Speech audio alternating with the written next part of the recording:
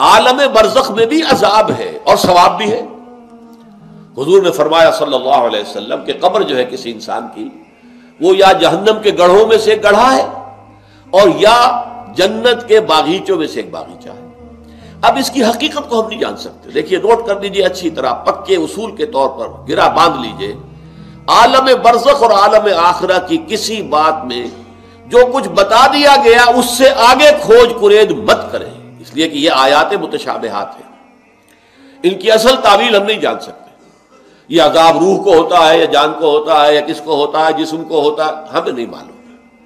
یہ ہمارے اس غیب کے پردے سے ماوراء باتیں ہیں، اور ہم تو یؤمنون بالغیب میں سے ہیں، وہ لوگ ہیں کہ جو غیب کی باتیں جن کی خبریں دی ہیں اللہ نے، اس کے رسول نے، اس کو مانتے ہیں۔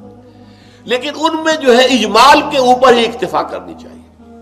ہمارے ہاں بڑے بڑے جھگڑے، یہ قبر والا سنتا ہے کہ نہیں سنتا، اب اس کے لیے دلیلیں، جو ایک طرف وہ لوگ ہیں جو انکار کرتے ہیں کہ قبر کے اندر مردہ کچھ نہیں سنتا، ان کو کافر قرار دیتے ہیں۔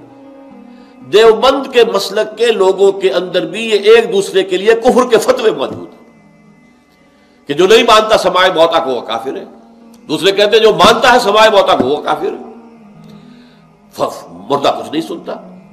اب احادیث میں آتا ہے، احادیث میں تو یہ آتا ہے کہ جب دفن کر کے جاتے ہیں لوگ مردے کو، تو وہ مردہ ان کے قدموں کی چاپ سنتا ہے کہ وہ جا رہے ہیں واپس۔ اسی طریقے سے بہت سی احادیث موجود ہیں۔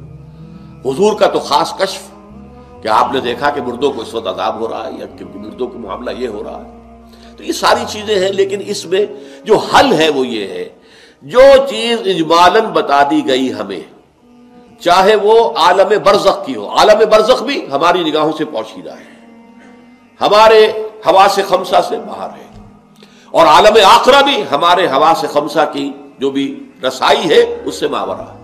اس میں بس جو بات آ جائے وہ مانیے، اس کی تفصیل میں ہرگز نہ جائے۔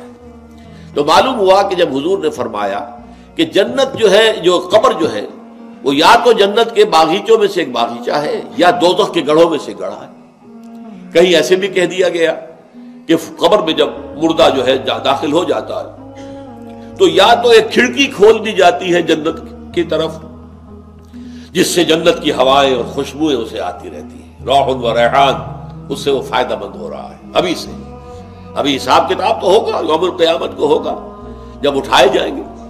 اور یا پھر جہنم کی ایک کھڑکی کھول دی جاتی ہے، اس سے وہ لپٹ، اس سے گرمی، یہ وہاں سے جھونکے آتے ہیں۔ تو ہم صرف اتنا ہی مانیں گے۔ اب یہ روح کو ہے یا جسم کو ہے، یہ عالم برزخ میں قبر پر ہے یا کہیں عالم ارواح کے اندر، واللہ عالم۔ یہ ساری باتیں تو تبھی کھلیں گی جب ہم وہاں جائیں گے، تب حقیقت منکشف ہوگی۔ اس سے پہلے یؤمنون بالغیب ھدی للمتقین الذین یؤمنون بالغیب ویقیمون الصلاۃ ومما رزقناہم ينفقون۔ قرآن مجید کی ہدایت سے استفادے کی شرائط میں سے یہ ہے کہ آپ غیب پر بس ایمان لائیں جو بتا دیا گیا۔ For more Islamic videos, subscribe to our channel Knowledge Network 576.